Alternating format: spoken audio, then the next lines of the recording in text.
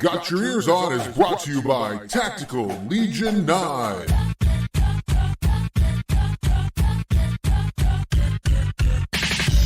right, everybody, hello, and welcome to this week's episode of Got Your Eers On. I'm Guido, along with Scoot. Who dis? And Johnson. Remember this podcast? Who are these guys? I don't know. Who are these guys? Hey, what guys. are we doing? How have you been? Hey, good to see you. I'm good. It's been a bit. Remember us talking about things? Yeah. We did it for a while. We took some time off, so... Man, we were hot and heavy for a long time. We were. It was, I will say this. We've done the podcast now for, 3-4 years. That run between the end of football season and all the way through basketball season was probably the roughest we have had in our tenure of doing a podcast about WVU Well, sports. and we were weekly grinders. I mean, just going at it each week. Churning. Right. Yes. So we, after, we dealt with all that. We decided, hey, we're going to step back, take the month of May off. That kind of spilled into most of June. A sabbatical. And here we are now, Johnson. Well, and we're busy lads, by the way. I mean, I know we're very there's busy stuff people. going on, but I mean, we want to get so here we are getting back into it. There's a lot of stuff to talk about since we last were on the pod. So, Scoot, you want to dig in? Yeah, I think we've seen some stuff happen with the basketball team that we could talk about. We've seen some stuff happen a little bit with football. Live PD's coming back, and I'm excited about that. Scoot's excited about that. I will tell you, I feel like Scoot, you for some reason, for me, you're like the most bipolar WVU fan I think there is. Well, because like you will hate this team and then you will love this team the next minute. I'm like what many people call the voice of reason. You will do that. I speak for the people. You speak for the people. So let's start with football, because I think basketball is going to be a longer talk. But let's start with football. Okay. And football is going to start up sooner, Scooty. JT Daniels comes. You feel like maybe he's the savior? Is that what you think this is about? No, I don't. I mean, I don't think he's the savior. I do think that it's interesting. It's move the needle. Like for him, it's kind of a redemption opportunity, right? To kind of prove that one, maybe the injuries did get the better of him. Two, that he can take this team along with Graham Harrell and I don't want to say make us relevant, but in a lot of ways make us relevant again. So it's intriguing. I think if you notice, there's a lot of, I haven't heard a lot of trust the climb talk. I feel like that's been kind of packed away, like put off to the side, because as we've said here before, trust the climb is code for we're not going to be very good right now, so bear with us. You don't have that right now. I think the expectations are higher. Right. Well, do you think, Johnson, do you think that the trust the climb stuff has gone away?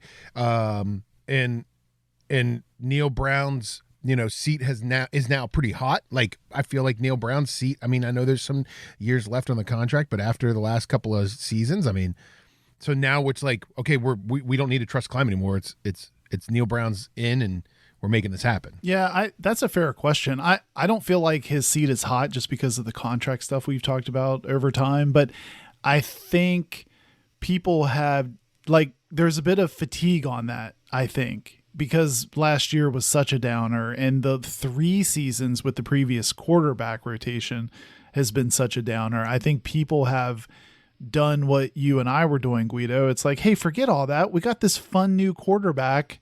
Let's just talk about that and be hopeful. And I think that's where people are at right now. So now I do think it's reasonable, though. Don't you, Scoot, that there's a lot of upswing here, not only with JT Daniels, but some of the other talent that's come in. I think if you go out and you just win 6 games again, or you don't figure out a way to win 3 in a row again for a season, and some of those things just repeat, then I wouldn't at all be shocked if at the end of the season, maybe you lay an egg in another sort of yawner bowl.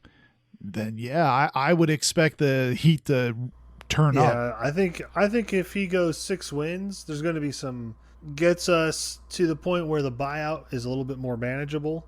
the expectations haven't been met. So yes, I think that Yawner Bowl plus 6 wins plus losses to a Pitt or a Virginia Tech or maybe both, that's a problem for Neil Brown going into 2023. But we'll have to see. Well, when you look at the beginning of the season, you look at this schedule as it starts, and it's one of those things where it's like, I will on a Monday, I'll look at these first 4 games, Johnson, and I'll be like, oh, there's 4 wins there, and then like 2 days later, I like feel like I don't know, I didn't drink the Kool-Aid, and then now I'm like, oh, what if we dropped the Pitt and we dropped to Virginia Tech, and you know what, Kansas is trying, like, what happens if we all of a sudden, and it's 3 of those 4 games are nighttime games. It's a really weird schedule. Well, and can I tell you 2 things that jump out at me about this schedule? I'm glad you brought it up because two quick things, and I'm interested to see what Scoot thinks.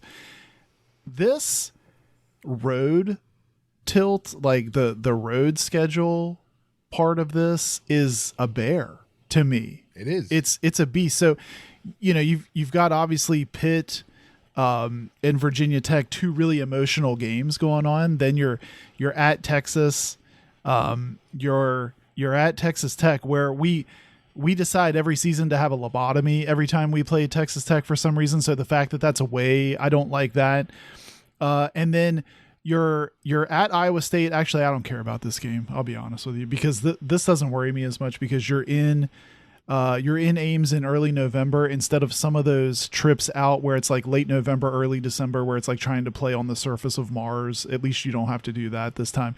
But then you're finishing the season against Oklahoma State, and Scoot, we haven't won a meaningful game against Oklahoma State in ages. I'll be honest, they'll probably beat us unless something drastically changes or improves.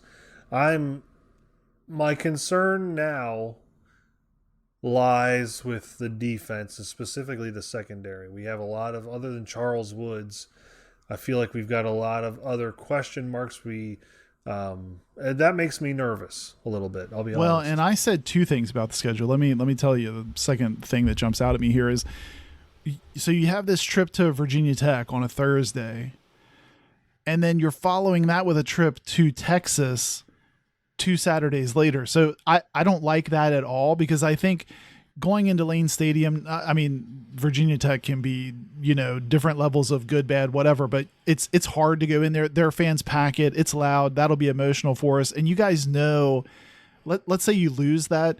There's nothing worse to me as a college football fan than losing on a Thursday, then having to watch everyone else have fun over the weekend. And then you have to wait that eternity until the next weekend to try to right the wrongs.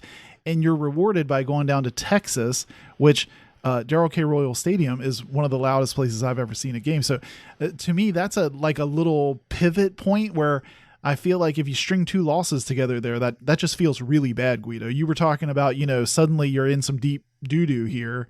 I think the natives start to get restless if you start, you come out of these, like, if you're kind of at this point and all you're leaning on are wins against like Kansas and Towson, ooh, that doesn't feel good at all. Well, and that's where I'm scared, because so I don't know if you guys saw that this past week, ESPN's computer rankings came out for every Power 5 conference, and so I went through and I read West Virginia's predictions. They're predict to finish 9th by ESPN's computer in the Big 12 with a 5-7 record, and that is just frightening to me.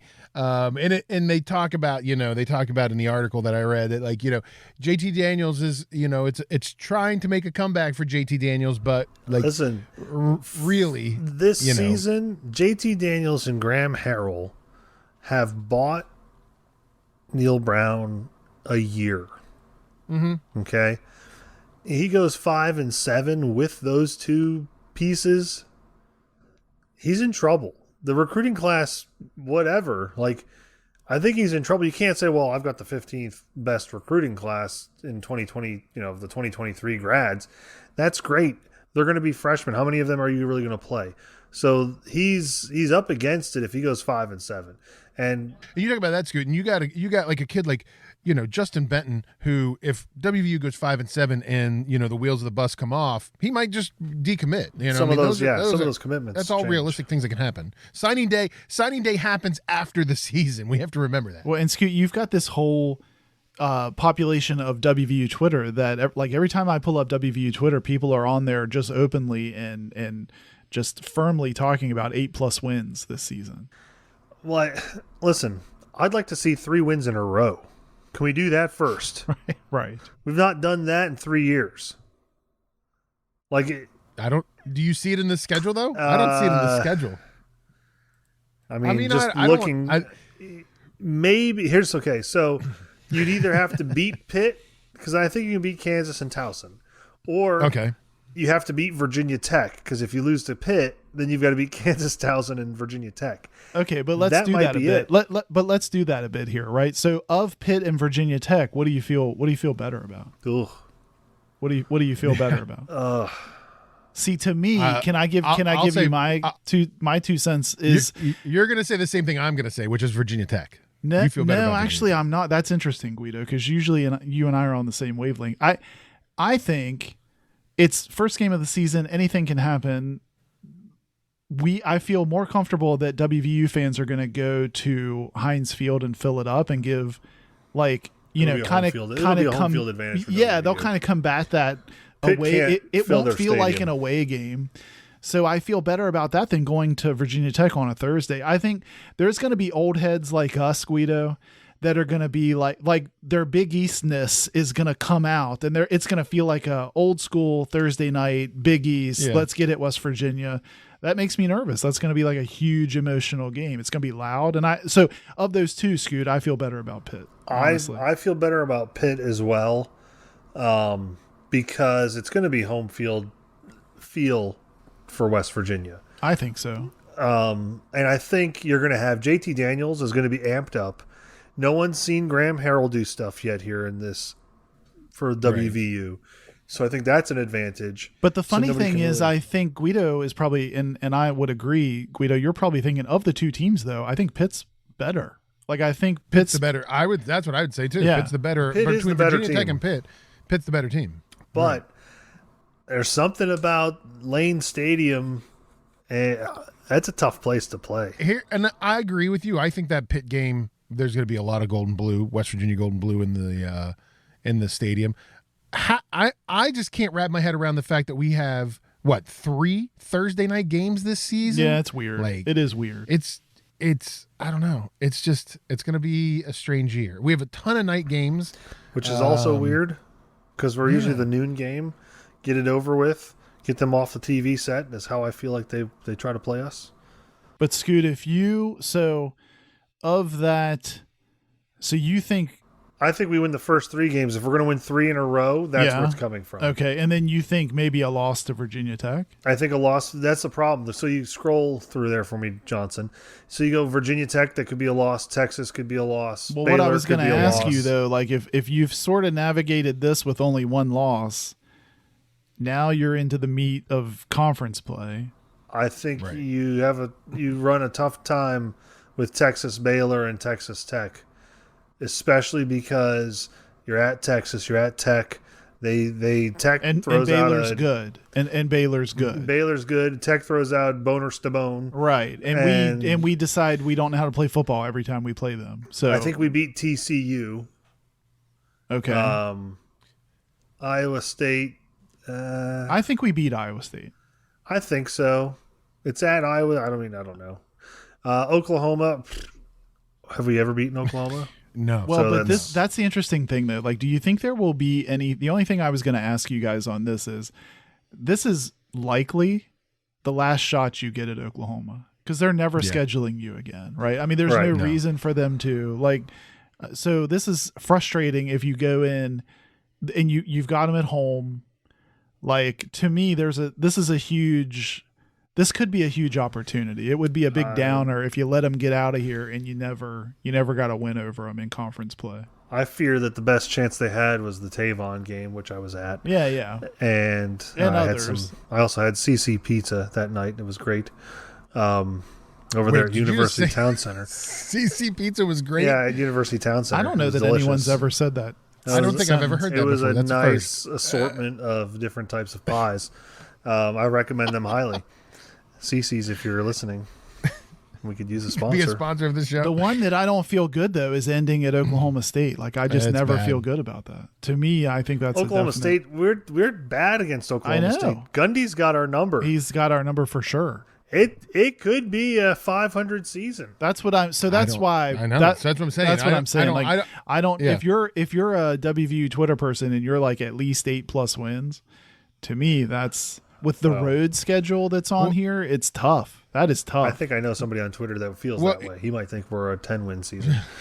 But Here's what I've got with this team though. Like, so when you start to look at like where this team is with personnel, you get excited about the offense. You get excited about JT Daniels. You get excited that BFW's back. Caden Prather, had flashes of excellence last year. Sam James, same thing. Offensive line, you keep, Gemiter and Frazier and Nestor and Mull. You keep all Playing those quite guys. a few games under those guys' belts by now. Yeah, right. But then you go to the defensive side and you're like, No, you're right, because it's a lot of unknown. and so like, is Yeah. this going to be? Are we going back to like boomer bust. Rich Rock? Yeah, but is it like so that's exactly Scoot. Like, are we going back to where like it's great? We have to score 46 Right. points a game Yeah. because we're going to give up 40. That's where I kind of stand with this team. Like, can they actually score? If they can score, I think there's a chance because the defense I think is going to leave a lot to be desired out there. It'll bring me back to it's crazy to me. There was a stretch of time where I used to not be a big Keith Tandy fan because I felt like he got like just toasted every freaking pass play. Now you look at Tandy differently, don't you? And then I was like, Tandy wasn't that bad. Tandy was pretty good. yeah. And I think didn't he parlay that into an NFL career for a little bit? Yeah. Yeah, for sure. So there was a stretch there where I thought, man, Tandy was really bad. I don't even know the names. Charles Woods, that's the only name I know right now. St. McLeod, he's hurt, I think. I'm assuming. Yeah, he's hurt. I don't know. Lance Dixon's back. Yeah. But I mean, X3 Low, he's like 38. He's still You've on the got- team, right? he's back. Yep. I mean, you've got He's you've been got there guys. forever. X3. Come on, guy. What's going on? What are we getting a degree in here, son? Doctor. Dr. Lowe. Dr. Lowe, Dr. X3 Lowe. But if you start to look through, like some of the positions, it's a lot of transfers, a lot of, you've got McLaren, he's a transfer. Floyd, he's a transfer. Hershey. He's got a nickname like Hershey. That could be something. It is frustrating. I don't think though, that's a isn't nickname. it? I think that's his actual name, though. I think that's his name. That's not a nickname. That's not a nickname. That's his name. Hershey's his name. It is frustrating though, Guido, because I feel like we go through that cycle. Like we must be that way. We insist on being that way. If one side of the ball is strong, we have Right. deficiencies where we sort of sputter on the other side. It's flip flopped back and forth. But I totally agree with you. If we have to score 50 points to be in the game, man, it's going to be frustrating. It will be fun to watch. Probably. I think it'll be fun to probably. watch. I think it'll be. I Like, think it will be fun to watch. If the offense is there, I think people are okay with. They're going to be frustrated. The diehards are going to be frustrated with giving up points, but the casual fan is going to like the team. They're going to like watching the team. But do you think we get anything against Texas or Oklahoma before they're out the door? Do you think what do you think we go 1-1 there? What? Maybe I think that's Or a what? ghost we're chasing. Like, right? I mean, I get it that you want to beat them, but I don't know that we were ever with them to begin with. Like, you know what I mean? But I Like, it mean, always it's felt not like I was talking about Oklahoma earlier, but you could say the same for Texas. It's not like you probably ever get a shot at those guys again after this. True. and I mean, I'm other okay. than, We'll play them in a maybe weird bowl bowl game. somewhere down the Yeah, road. yeah, sure. But I mean, it would be cool to sort of stick it to them and be annoying, be a thorn in their side. Like with Oklahoma, to me, it would be a very West Virginia thing to do, to lose $1 billion, but then win the one that's like the last one, and then you get to talk some smack forever. West Virginia will beat them both games this year. It'll be they'll win that they'll lose to like TCU Right. and to Kansas or Iowa State. Yeah. but right. beat Oklahoma and Texas and still be 6-6. Yeah, that would be very us thing to do. That is West Virginia. That's how they do, right? You beat the teams you're not supposed to, you lose to the teams that you should beat, and everyone's even. Yeah, totally. Well, let's go to the other major sport that's rebuilding for WVU, and that's basketball, guys. And I'm going to tell you right now, I was super depressed. If you couldn't tell from previous podcasts, what I was about super Scoot? depressed about basketball. Okay, basketball. I don't think I'm. I think I'm pretty clear to read. I like basketball better than I like football, and I would consider myself to be a basketball first guy. That team was tough to watch. It was rough. It was really tough to watch. I think we've brought in, I think Coach Huggins has put a little bit more of his own imprint on the guys that have been brought in. We're leaning on Power 5 guys, which feels a lot better to me, a ton better to me. That we're leaning on guys from the Big Ten, SEC. That feels good. Well, before the Courtney Ramey train diverted to Arizona, the projected lineup, like when he was still in the mix, was Joe Toussaint, Courtney Ramey, Eric Stevenson, Emmett Matthews Jr., who's back in the fold, and Trey Mitchell. So I'm interested. I'm interested. So lineup. No, I'm with you. I'm good. now. I've gone from like where you were to now hopeful. Like it feels like it could be a fun season. I wonder who now with Courtney Ramey not in the mix, who fills that other guard spot? Do you? Keedy. I think Keedy. Do you think so? At least to start the season. God. At least to start the season. Because I feel like he's a rotation with Joe Toussaint is the reason I say that. Like I feel like his natural rotation would be to give Toussaint a breather in this. I'd like to see. I think. So I think you're going to have a couple of guys that are going to still be on the bench. Actually, I think it's easier for me to tell who I think is more coming off the bench than I do who's starting, if that makes any sense.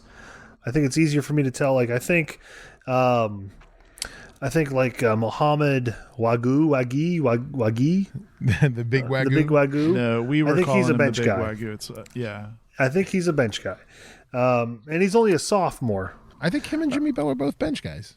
I think Bell probably is, and the reason why I think Bell is for right now is his overall endurance. I don't know that he's got 40 minutes. I mean, obviously nobody does, but I don't think he's got long stretches of time. I think he's going to have to be a guy that comes in, gives you 5-10 minutes.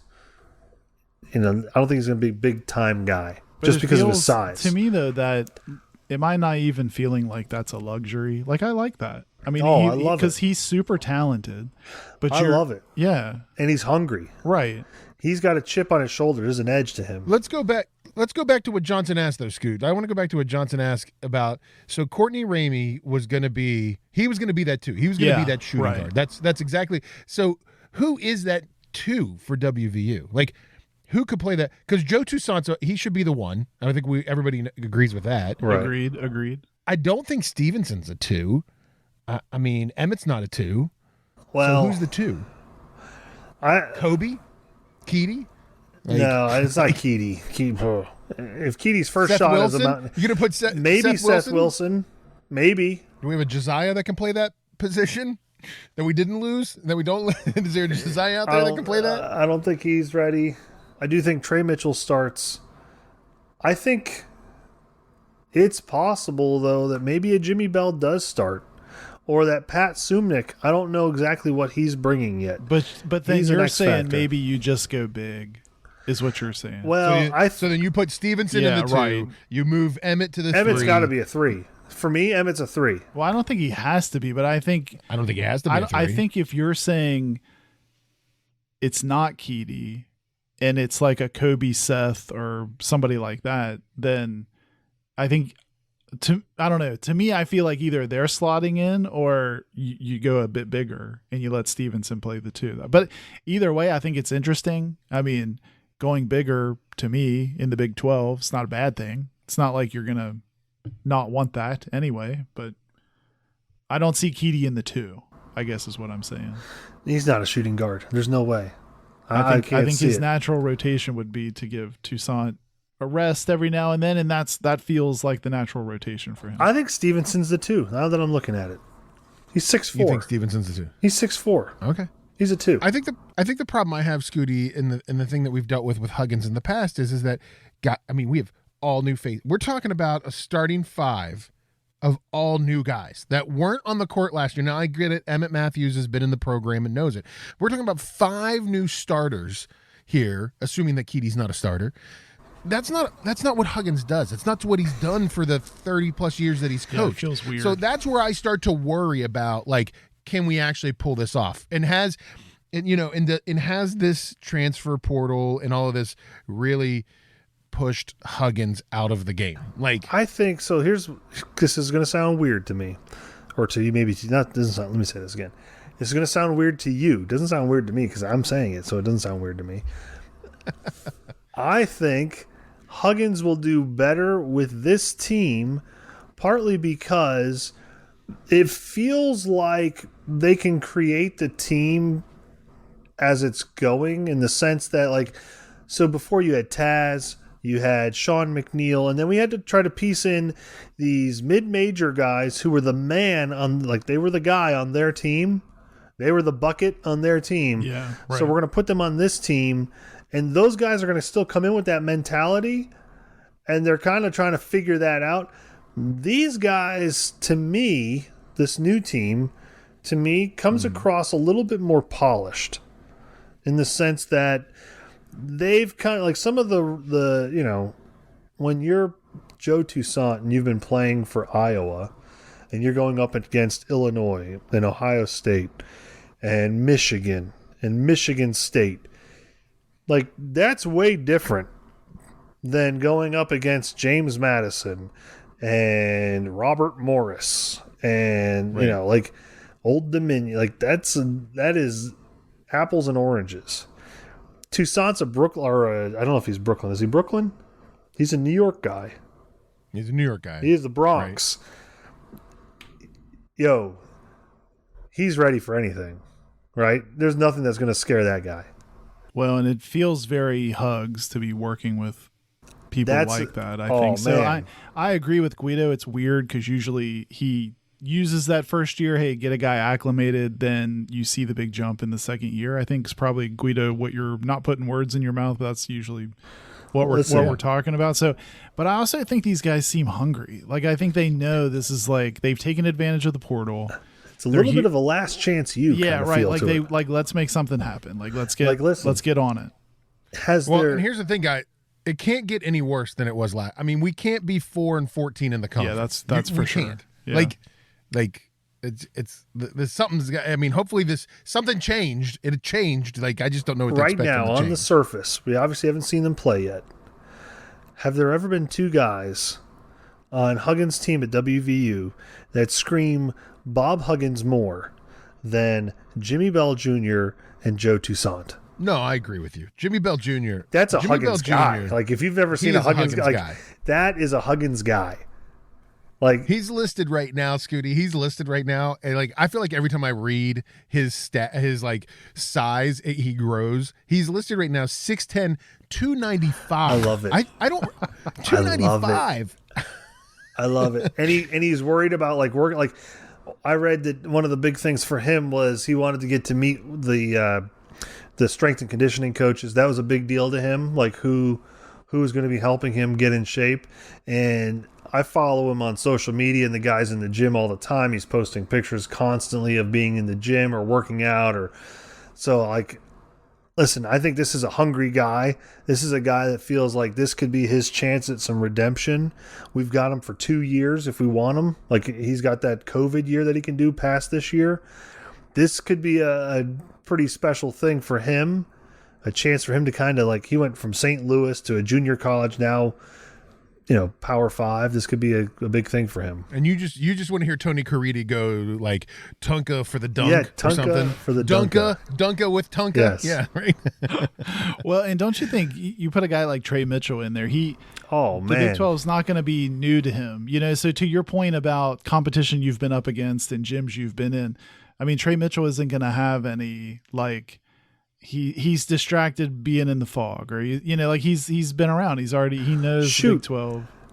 His high school, being from Pittsburgh, that's tougher than a lot of these guys that we've had in the past. Like just playing high school Pittsburgh, there's some inner city toughness about Trey Mitchell that's going to be there that we haven't had in a while. Now, granted, he did play some at Woodstock Academy in Connecticut that I'm seeing here now. So as a Connecticutian, what do you feel when you read that? I feel that he's well traveled, and that he's a you don't think he picked guy up that can any play, you don't think he picked up any toughness from New York's upside down frying pan hat time, is what you're saying? I mean, there may be some, but he played at a prep academy, so I'm not okay. going to say that there was a lot of that.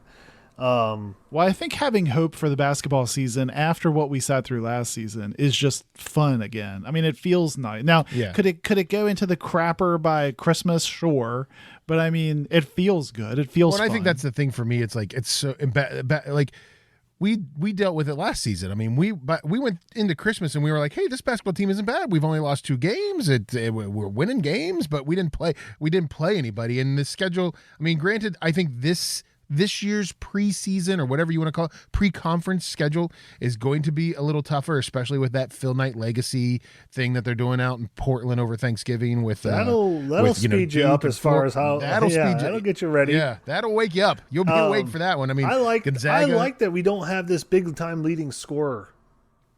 I kind of like that. There's I will say the one thing, I mean, who's the guy on this team? Right now, I think the guy on this team's Emmett, and I think that's just by default because he's going to know the system, home. right? He'll know the system. Yeah. He's going to be... Everybody knows Emmett's him. going to be the fans leader, know him. Right? I think I told you guys this in text, and this is obviously probably while we were on our sabbatical. Like, Emmett Matthews coming back, to me, seals the deal for this being... a team, we're ready to go. Let's go. Like that. Do you think there was a part of Huggins who wanted Emmett to come back because he wanted him to be the leader of this team? Like Emmett said when he left that he left on good terms. He just wanted to go home. Like he wanted to go back to where his family was. So like, do you think Huggins said, hey, I need you to come back and I need you to be the leader because I got all these new kids? And I think there's some of that. You're going to be the guy. Yeah, I think there could be some of that. I definitely think that there was some, hey, listen, we need a guy. We need a guy that knows what we're doing here. Because right now the young guys aren't ready or whatever. I'm sure that conversation happened. Just to acclimate them. I mean, because it is. You got to acclimate them to Morgantown and the WVU. Well, and let's be honest. Do you feel better with Emmett Matthews being in the fold, kind of showing all these new guys the ropes, or would you rather Jamel King or Kobe Johnson or Seth Wilson showing the new guys the ropes, right? Like, I mean, we said it at the end of the season before we knew all these transfers. That was like, who was going to stay? Who was going to be the guy next year? We were all like, Kedrian was going to be the guy. No offense to Kedrian. I like him. I think he's a good player, but he's never been. I don't think he's ever been that much of a standout. Well, I guess. And Scoot, is that a nice way to put it? Doesn't it make you pine for Emmett freshman year Big 12 tournament? Emmett. If we get aggressive Emmett, yeah, I think we will get aggressive. If you get the better portion of this season, if you get aggressive Emmett, man, that'd be great. That'd be wonderful. Here's the thing, and this is not a slight, but I guess it is a slight. When you preface it that way, I feel like Guido and I are ready for the slight. Okay, yes, we're ready for it. Jalen, yeah, at his best, right, was occasionally like an okay Emmett. Oh, spicy Emmett, take. At his best is beyond. It is, and Emmett's more consistent, right? You're going to get at least 11 points a game from Emmett. I'll be the first to admit, like, with the whole thing with JB, like, he was a West Virginia guy, and you know how Johnson. I mean, it's how us West Virginians are, Scooty. Like, West Virginians, we all got little heart when he said he was coming to WVU, and we all had hearts in our eyes. Hook, line, and sinker. We were in. Right. Come on. I agree with you, Scooty. Though I think when you step Scoot, back, but you are being as the French say, the provocateur right now, right? You're Maybe. trying to stir the pot C'est bon. because I think it's going to be weird if JB's really good, Guido, in a Baylor Bears uniform. Like if do you think he's I don't going know. to be? I don't know what to think because he was so weird. He felt like such untapped potential in Morgantown. So I don't know He what was to more think. like, and I'm not trash talking the guy, but to me, he was more like Issa Ahmad than he is. Scoot does that because he knows how much I liked Issa. He does Issa this every Ahmad shit. He could have does this been every like- basketball There segment. was times where you look at Issa Ahmad, you're like, that guy looks just like LeBron's build. He should be like Oh, LeBron. he was amazing. Remember, he would palm a basketball like a Nerf ball, and you were Yes. just like, that guy should just be taken over right now. And then his career came to a crashing halt when he and Wesley Harris got booted from the team. Like, Yeah, I mean, it sucked. come But on. but And I there was think times where I felt like in- Issa. I was gonna say there was times where I felt like Issa had like nudie pics of hugs or something, or there was some sort of like backdoor deal where he said, "Listen, you come to WVU, you'll start every game, regardless of whether you're asleep or awake. Like you will start." And a lot of times he was asleep. Well, don't you think, though, in JB's case, the reason I say I don't know is because, look, in his defense, like our offense was terrible. We didn't run any. He wasn't aggressive enough to create his own shot. So do with that what you want, Scoot. Like if that's the criticism, I get it. But all I'm saying is if he goes down, it won't shock me. I mean, I'll be surprised, but it won't shock me if he goes down with Scott Drew. They run a more like a better offense that's more conducive to getting him shots, and he knocks him down. Like, and he looks solid Do you every think game. he's a starter there? It won't shock me. But here's the thing about JB, and this is the thing that made me I don't know. Our friends, the Final Forecast, they interviewed him, and whatever a month ago, since we've done our last podcast, they interviewed him, and the reason I think that JB is going to have a tough time in any program is the overall attitude. And like he left WVU, and threw a match as he went, because he said on that podcast, he goes, "I'd rather be taught than yelled at. I can take yelling if you're teaching me." So basically saying, and he didn't name names, he didn't point at fingers at any coaches, but basically going back to what we all said, prior to all of that, like it was all about coaching issues and problems with personnel and people. If you don't like the way that you're coached, I mean, I think he's going to have the same problem anywhere he goes, Scoot. I don't think he's going to be coddled anywhere he goes when you're playing D1, And Power listen, 5 basketball. And that goes back to what we talked about with this team. We're bringing in Joe Toussaint, a guy from the Bronx, who, if you've been in New York City at all, like that's where like some of the best basketball players don't even make it onto college or professional teams. They're playing in parks. So like the fact that he's coming from New York is a great thing. And that's always been a very good place for Huggins to recruit. Jimmy Bell, hungry. Muhammad Wagi, whatever. Wagi. Hungry. Like we're bringing in guys We should that have are never hungry. started calling him the Big Wagyu. I know, 'cause now it's Wagyu. it's all stuck in our head. Eric Stevenson, coming from Frank Martin, I'm a 45-year-old man. Frank Martin scares me a little bit. Like I would think if he got mad at me, I would be a little nervous because like he comes across like he could be fairly intimidating. But Scott Drew looks like he works at TurboTax, right? He's not going to scream at you like I hugs. agree. I'm just maybe- saying he's got a really good culture at Baylor. I mean, the guys that play for him seem to love him. So I'm just playing devil's advocate. It won't shock me if JB goes down there, he feels more comfortable, because it's all, Well, it doesn't mean it's good or bad. It just means like he's more comfortable in that environment. to your point, I think we've got guys that can handle being yelled at. Yeah, well, I agree with you. Yeah. I mean, you're trying to tell me Eric Stevenson's never heard somebody yell at him? Yeah, sure. He had Frank Martin. That guy scares me. Right. Like I just said, Jimmy Bell Jr. That guy, he kind of scares me because he's a big dude. Like that's going to go okay for us. I think we've got some guys here, and I think that these guys that we've brought in have a little bit more of, like I said earlier, to start this whole thing. They have Coach Huggins' footprint, fingerprint, whatever you want to say, you can tell he was a little bit more involved in the recruitment of these guys. A little more. They're definitely more Huggins-ish players. I agree with that. I hear you. Well, we'll find out. I mean, we're still months away from basketball, but we'll start to see all that, pipe up here in the next couple of months. We got football starting here in a month and a half. So it's all going to happen soon, guys. It's all going to happen soon. Well, listen, let's take a quick break. We're going to come back with the number one game show on a West Virginia University sports podcast. It's a little game we like to call Bluff the Fluffs. So don't go anywhere. You're listening to Got Your Eers On. Vortec Knives is a West Virginia owned and operated company specializing in high quality steel, fast opening, everyday carrying knives. If you go to vortechknives.com today and use the code GYEO, you get a 25% discount on your entire order. That's Vortech, VORTEK knives.com, a West Virginia owned and operated company specializing in fast opening, high quality, everyday carry knives. Vortec Knives.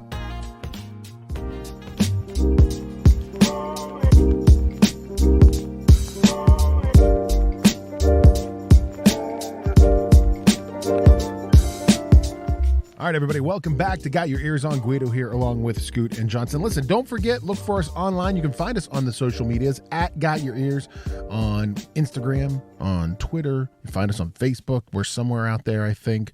So definitely check us out Fievel. there. Like we Somewhere out there? Somewhere out there. So anyways, guys, I don't know if you know this. Research has proven that there is one game show on a West Virginia University sports podcast that's better than all of the other game shows on other WVU sports podcasts, and it's ours, Bluff the Fluffs. And so what we do is every week we have a little bit of a battle between Scooty and Johnson about who is the best and who is not the best. And we have an intern, guys, and we've given him a month off. He I think he's still on board with us. A little concerned about his buy-in to our system, Scooty. Hasn't really been checking in on you, has he? No, and I think he's disgruntled. I think he wants in on this action. I think he wants a microphone. But I mean, I don't know if he's earned it. I don't think he's earned it. I mean, first of all, he has no affiliation with West Virginia at all. So I don't know why you want to go at WVU's newest, biggest fan. I mean, that's true. I'd go easy, Scoot, because I'm just saying, I know this WVU's biggest fan, biggest fan, fairly well. I would welcome a challenge to him. I challenge him in the next Bluff the Fluffs. I challenge him. I am willing to see what he knows in bluffing of the fluffing. First, we'd have to get him a microphone and less background noise. Fans. Less fans. He likes a lot of fans. A lot of fans. It's as if he worked for Audi or something in a wind tunnel or something. Yes. I don't know. Yes, like he does aerodynamics testing for. Cloney. I think you should challenge him. I like this. I think you Scooty could beat him in Bluff the Fluffs. I would back you, Scoot. I'd be a Scoot supporter. I think Johnson can beat him while spotting him points. Wow. Oh no, I don't want to do that. I think this battle of the Kinetocutians, Guido, I think you should have a special upside down New York's frying pan hat made. And then whoever wins this battle of the Kinetocutians, they get to wear it. Yes. We look like Johnny Appleseed. I like this idea. You would look like Johnny Appleseed if they just had a hat in the shape of Connecticut. That's what they had to wear in their heads. I like this. Anyways, Cloney still, though, coming to bat for us. He writes our Bluff the Fluffs. So thank you. You can find him on Instagram, too. He's at the Brian Clone. Guido? Definitely. Can I dedicate my will-be win here to one Josh Witt? Oh, so you were dedicating your win before Well, you're calling your shot here? I'd like to dedicate my win to Josh. Josh Witt of Unnecessary Proposition. Is that your favorite? That's right. Unreasonable conspiracy. Yes. Okay. Yeah. I mean, of course you can. What happens if you lose here? Like, I'm gonna dedicate his loss to unreasonable doubt as well. That's what I'm gonna do. Okay. all right. So basically, this Bluff the Fluffs is for Yes. Josh. Is what we're saying. Josh was a little concerned. Checked in on us He's while a nice we were on our guy. sabbatical. I mean, come He on. was worried about us. We're still here. So anyways, guys, going back to what we do here, Bluff the Fluffs game show. Right now, you guys are playing against each other. I have no idea who's in the lead. I think it's Johnson. That's me, probably me. I'm pretty We sure it's both Johnson. we all three know it's me, Scoot. Yes, I agree. Correct answer is worth 5 points. A steal is worth 10 points. And final bluff is worth 25 points. As always, we have a complete and total random flip of the coin. And Johnson, you get to go first. And this week, guys, it's a good one. I think Johnson's going to have the slight advantage here, Scooty, because he probably does this with his family in a family setting more than you do with your family. Is this a backhanded? This No, feels boy. very. I feel like you're setting me up. I just feel like, Johnson, you and your family sit around the table and play board games way more than Scooty's family does. And this week's Bluff the Fluffs is all about board games. We've been known to do that. Yes, we've been known. Scooty, to your do that. family, you and your family, board games. I mean, when's the last time your family sat down and played a board game together? We do some board gaming. I mean, it's been a while, but I've done some board game. I think I'm going to surprise some folks. With your knowledge of Candyland, is that what you're doing here? What are you doing? Shoots and ladders. All right, Johnson. So first one is to you. Here we go. According to the official rules of Monopoly, how much money should the player receive when they land on free parking? Is it none, $100, $500, or all of the money in the center of the board? Ooh. Now I'm wondering if you know how you have like, yeah, but this is how our family plays this, you know? You made up your family rules, right? Now I'm wondering how much of that has been put into okay. I think in the official rules it is $500, Guido. I'm sorry, that is incorrect. Scooty, for 10 points and the steal, is it none, $100, or all the money in the center of the board? And this is for the free parking again? Free parking on the Monopoly board. How much? I think it's none. That's correct for 10 points, and Scooty takes the lead on a steal. No money. You're not. Wait, that's the official thing? Yes. Yeah, that's a house rule there. Yeah, because we actually play all the money, but I was thinking that must be a thing we do. Man, okay, I didn't know that. There you go. All right, Scooty, here you go. Next question is to you. Across the pond in jolly old England, the game of checkers goes by another name. What is the name that they call it? Is it deucers, dougles, drafts, or dinos? Scoot, before you have to answer this in a Cockney accent. Blimey. Well, let me think here a little bit. Feel free. You say, give me the answers again. Feel free to channel your Rolling Stones. Feel free to. You're Here I am pointing me fingers. Is it deucers, dougles, drafts, or dinos? Oh. Well, I think we like to play a little bit of deuces. I'm sorry, that's incorrect, Scooty. So Johnson, for 10 points in the steal, is Blimey. I don't know. Did I say anything else other than blimey? Is it? No, you didn't. Johnson, for 10 points in the steal, is it dougles, drafts, or dinos? Well, wait, you had deucers in there too, right? That's what he guessed. I guess deuces. Oh. I guess deuces, mate. Sorry, I was away from the mic laughing. Okay, I'm gonna go. I think you're playing drafts. That's correct. For 10 points in the steal, checkers is called drafts in jolly old England. There. Didn't know that. Stupid. All right. So all tied up, back to 0, guys. 10-10 each. And Johnson, this next question is to you. Chess, an abstract strategy game featuring no hidden information, has seen the most grandmasters come from this country. Is it India, England, Poland, or Russia? I'm going to say Poland. I'm sorry, that's incorrect. Scooty, for 10 points in the steal, is it India, England, or Russia? Well, first of all, I don't like the terminology grandmaster. That sounds weird to me. Secondly, I'm going to go with India because they've got a lot of people. Sounds logic, but wrong. I mean, you go with hey, there's a lot of people there. They got to be good at chess, right? It's right. It's right. That's I mean, somebody in there is good at chess. Law of averages. Yes, law of averages, right? No, it's Russia. Russia as the country that has had the most grandmasters in chess.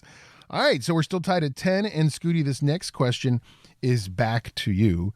The phrase "going back to square one" originates from this classic board game. Is it the Oregon Trail, the Game of Life, Chutes and Ladders, or Stratego? I'm going to say Chutes and Ladders. That's correct for 5 points. Chutes and Ladders, Scooty. Good job there. I feel like that you were a Chutes and Ladders kind of kid. I was a pro. You were a pro Chutes and Ladders. Like if there was a circuit, I'd be on it. I started to ask you if your answer was going to be Stratego to use your Sean Connery, but we didn't get to do it. Stratego. All right, Johnson, you're down. Who's the man now, dog?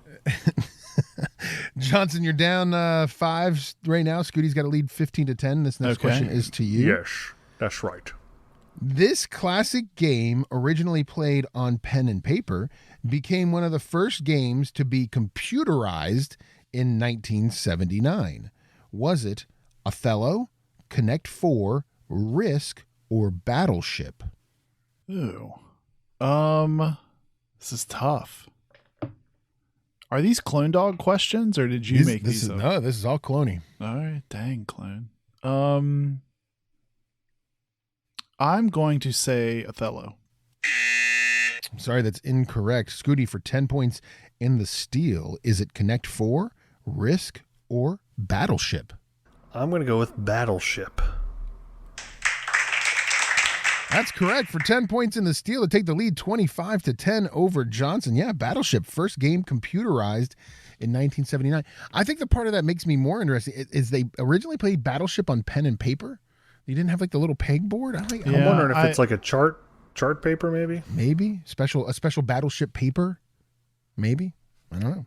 Feels like a very thing to sell to people is special Battleship paper. Yes. Special Battleship paper. That's like a business right there. All right, Johnson, you're in trouble now. Scooty, this next question is back to you. Final question before final bluff. Trivial Pursuit, a game like basketball that has the Brian Cloney dominates Scoot in it associated with it, associates this color with the science and nature category. Green. That's correct for 5 points. Green is correct, Scooty. You didn't even let me say the colors. I mean, I so feel you like just goes to show how much Brian Cloney dominates me. Yes, you were. I think I've proven my point.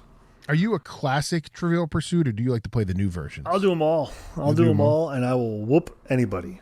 All right. I feel like that's kind of what we do here. It's Trivial Pursuit versus each other. And I'm dominant. All right, Scoot, speaking of dominating, you're correct. You're up right now 30-10 over Johnson. But Johnson, you're not out of it yet. Final bluff worth 25 points. You can still come back, pull this win out of the air here. All you have to do is get this question right. Before we do that, we remind everybody that 25 points is what you get when you get the correct answer. But you guys also have to have your own buzzers. You buzz in for this question. Johnson, what's your buzzer this week? Hearth. All right. And Scooty, what do you got for a buzzer this week? Scooty has the loud buzzer. Johnson has the I don't even know what hearth. All right, here we go. Final bluff. The prisoner in the game of Monopoly has a name. What is his name? Is it Larry the Loser, Jake the Jailbird, Billy Buffalo Nichols, or Pickpocket Pat? Hearth. All right, Johnson, for 25 points and the win. I'm going to go with Jake the Jailbird. That's correct for 25 points in the win over Scooty to get you to 35 to 30. It is Jake the Jailbird is the name of the prisoner on the Monopoly board. Scooty, you do not look happy. I mean, come on. And that one goes out to Josh Witt. You're welcome. Hold that L. Scoot does not like to lose in that fashion. That is a tough loss for you, Scoot. I was dominant. That's a buzzer beater. He guesses. Right He took a guess at the end. Could you hear how long he paused? He was like, what could it be? What could it be? I'll take a guess on this one. I mean, feels very bottom of the ninth. Feels very bottom of the ninth right there. That was definitely a walk-off, Johnson. Congratulations. I still think you remain on top. I actually think that, if I go back and look, I think that's 4 wins for you against Scoot's 1 win in Bluff the Fluffs this season. That's rough. It's a rough, Scoot. Scoot feels bad. I don't like it. I don't like it at all. Well, listen, I hope you guys like that we were back doing a podcast. We're going to try to be a little bit more regular about it, maybe every other week up until when the season begins. And then, listen, we promise we'll be back at it. Once football season kicks in, we'll be back weekly giving you our thoughts and hopefully happy thoughts, right, guys? Hopefully happy thoughts about WVU basketball and football. I hope this optimism bears fruit, right, Scoot? I think that's what we're hoping. Yeah, I like fruit. So, yes. Scoot, I feel like Scoot has got to lead us this year, Johnson. I feel like Scoot's got to be the one who's going to be amped about this team, because if Scoot's down, like, I feel like you and I are already a little down. Yeah, we are. We're historically down. I think what we need to do, Scoot, is what we did last year, where we all put our picks in, and you were like Nostra Scutus through like game 7 or something. I was dominant, and we need to see if that repeats itself. I think maybe we need to throw some bets in the mix. Okay, all right. Like if you predict the winner to win and they win, you're fine. But if you get the pick wrong, then maybe you have to go shirtless or something for the next podcast. This is my nightmare, but okay, we can do that. Wait, does Johnson have to? Does he only have to take one shirt off, or does he have to take both shirts off? He's got to go dose shirtless. No shirtless. Sorry, that's a joke that Johnson likes to wear 2 t-shirts all the time. He's a double shirt. He's a double shirter. Why? He's a double shirter. Why are we talking about this?